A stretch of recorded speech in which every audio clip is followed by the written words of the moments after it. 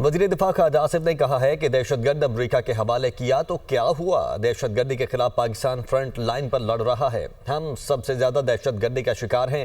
بانی P T I نے پہلے یہاں خطوط بازی کی، پھر عالمی درجہ دیا۔ خطوط کا حشر جو پہلے ہوا وہ ہی اب ہوگا۔ وہ اسلام آباد میں میڈیا سے گفتگو کر رہے تھے۔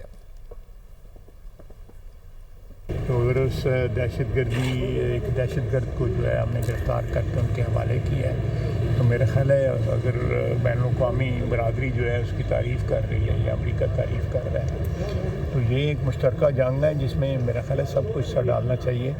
پاکستان جو ہے فرنٹ لائن پہ اس کے خلاف لڑ رہا ہے اور پاکستان اس کا وکٹم جو بھی دار اندازی ہو رہی ہے پاکستان میں وہ ساری کی ساری جو ہے امریکہ جو ایک بڑا ہائی ٹیک قسم کا اسلحہ یہاں پہ چھوڑ گیا ہوا ہے اس کی وجہ سے ہو رہی ہے۔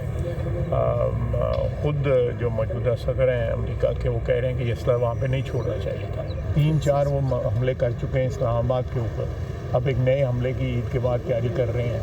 تو اس کے بعد آپ سمجھتے ہیں مفاہمت کی سیاست ہونی چاہیے، مزاحمت کی سیاست ہونی چاہیے۔ یہ بھی کہتا ہے کہ دہشت گردی بڑھتی جا رہی ہے اور وفاق ہمارے حقوق سلب کر کے بیٹھا ہوا ہے، کوئی تعاون نہیں کر رہا۔ وہ دہشت گردی کا کچھ ذمہ داری خود بھی تو اٹھائیں نا۔